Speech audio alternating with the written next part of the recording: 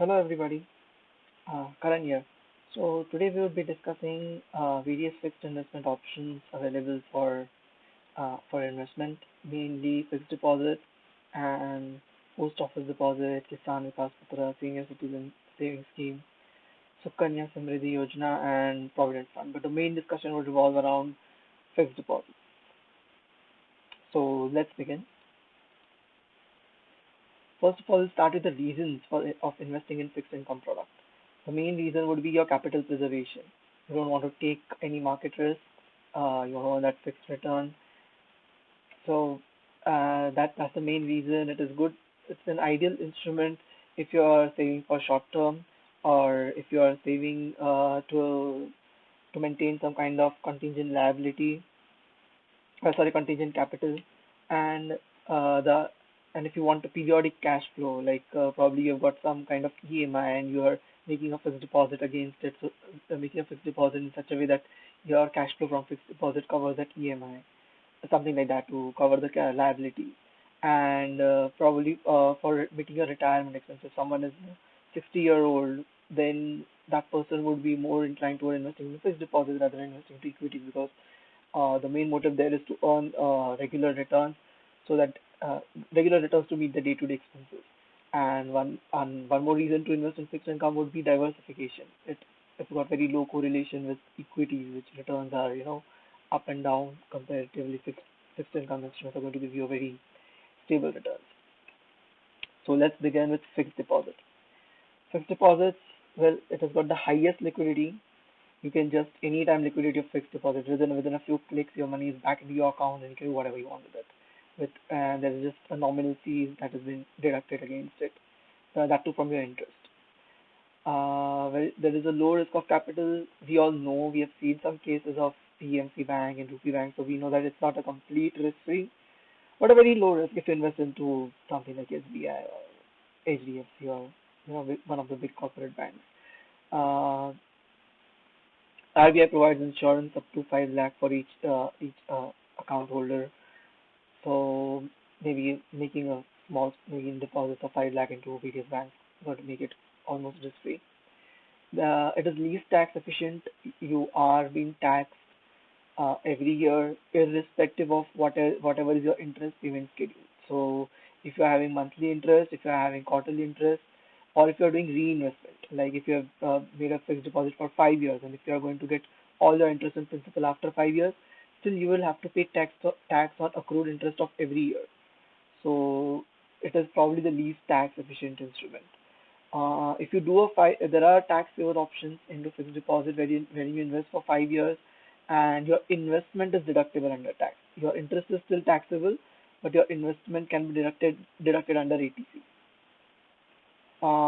And one more thing I'd like to show you all about fixed deposit is this trend.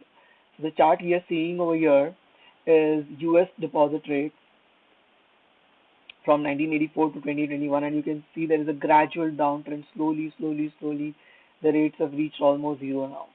So they're far below any like they are far less to provide any sizable return on your investments. And if we take out India's fixed deposit chart, you can see that in India also since 1990, the peak deposit rates that we reached was somewhere around 13 and a half something. And since then, there is a steady decline, wherein current FD rate is somewhere around 5.5 to 5.35. We cannot predict exactly what's going to be the path in future, but going forward, we may be having something like in US or other developed countries where FD rates gradually go down to 1 or 2%, or maybe even 0%, or maybe even like nominal 0.5, 0.4%. And as you can see, this trend is not reversing anytime soon. Like, it's a very long-term trend. So if we are caught into a cycle like that, it's going to be a long-term cycle, like 10 years, 15 years, probably something like that. So you can see the future viability of fixed deposits. And now what I would like to show you is a very interesting calculation. Now what people think when they make a fixed deposit is that they have started with the cap, like if suppose you invest 1 lakh today, After 10 years, you would be having 1,70,000 at the rate of 5.5%.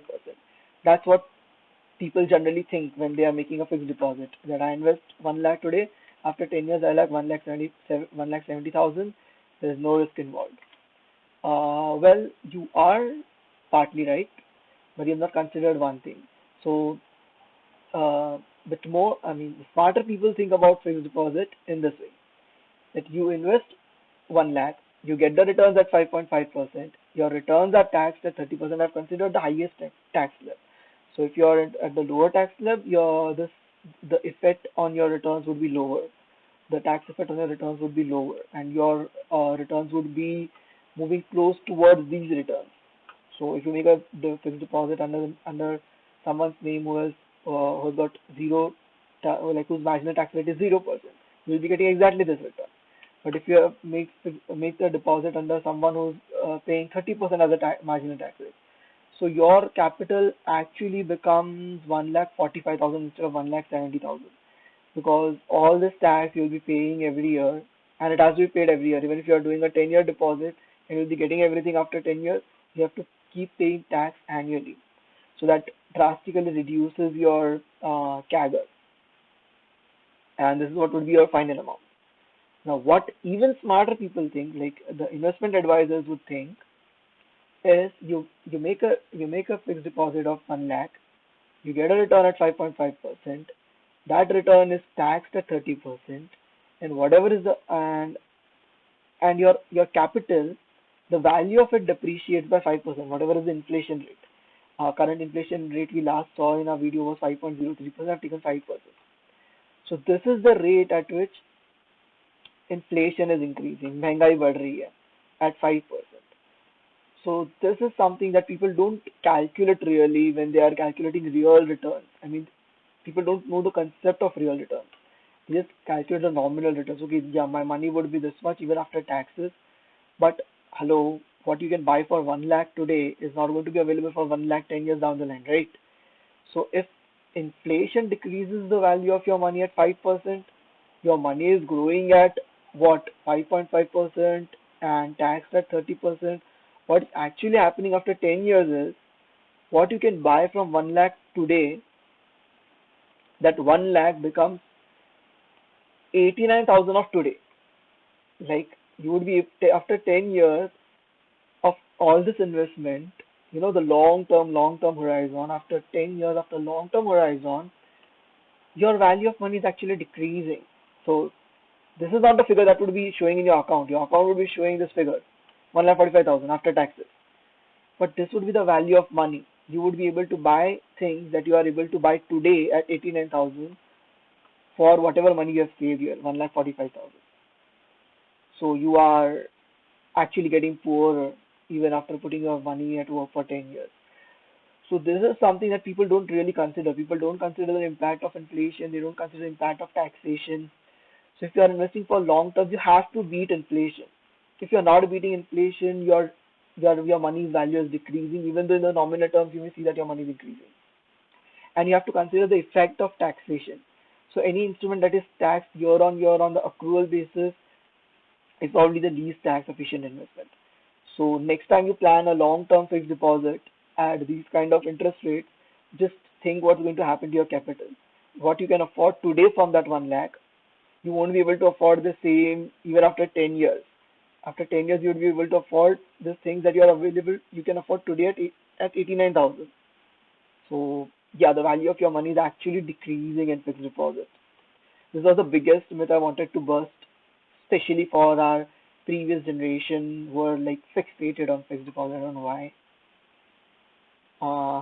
Now enough of beating up fixed deposits. Let's go to other instruments that are available. One such instrument is post office time deposit. These are the current interest rates that are these are the interest rates that were there last year. Current interest rates are also somewhat similar. If you make a 5-year time deposit, it is deductible under ETC, so you can get the tax benefit there. But whatever interest you are going to get is going to be taxable at your marginal rate. So whatever is your income tax bracket, in which whatever income tax bracket you fall, Uh, so otherwise it's pretty much same like fixed deposit, right? The another is Kisan Vikas Patra. It is not deductible under ATC. Your interest is going to be taxed at the regular tax slab. Maturity is prescribed by Ministry of Finance. It can be encashed after 2.5 years, and the current interest rate is 6.9%, which is quite higher than what you can get on fixed deposit. So yeah, you can consider these alternatives to fixed deposit, since fixed deposit rates are like quite low, drastically low right now. The another one is senior citizen savings scheme. You can invest into it if you are above 60 years of age. Max amount you can invest into it is 15 lakhs. Your investments are deductible under ATC. Maturity is 5 years. It can be extended for 3 more years. The interest rate is quite high, 7.4%, which is payable on the quarterly basis. But the interest is again taxed at your marginal rate, whatever it may be. And so this is a great tool to invest if you are above 60, basically. You are getting quite like much more. You are getting 2% higher than what fixed deposits are offering nowadays. Then there is this Sukanya Samriddhi Yojana, recently introduced. You can invest into it if you are a guardian of girl child below 10 years of age. It is more like a recurring deposit where you deposit anywhere between 1,000 to 1.5 lakh every year.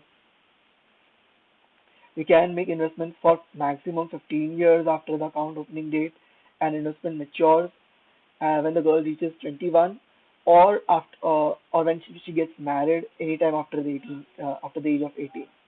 Your investment is deductible under ATC. Your interest is tax free. So this is like quite a tax efficient investment if you are planning to invest for a long term for your girl child. But then again, it's only available for the girl child below 10 years of age, and it has to be open under the name of girl. So then the interest rate is quite high, 7.6%, and all the tax benefits you get, it actually makes up a good investment, good low risk investment. And at last, we have got provident funds. Again, it works more like a recurring deposit where you invest every year anywhere between 500 to 1.5 lakh. Your investments are deductible under ATC, so you get the tax benefit there. Your your interest is tax free.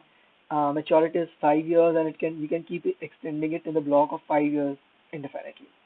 Interest rate is quite high again, 7.1%. So yeah, these are all the instruments we have available. Now, one more thing I'd like to show you is the difference like what difference it can create when the investment is deductible under ATC and when the interest is tax free. So here you see assume that you are investing 1 lakh every year for 15 years. This is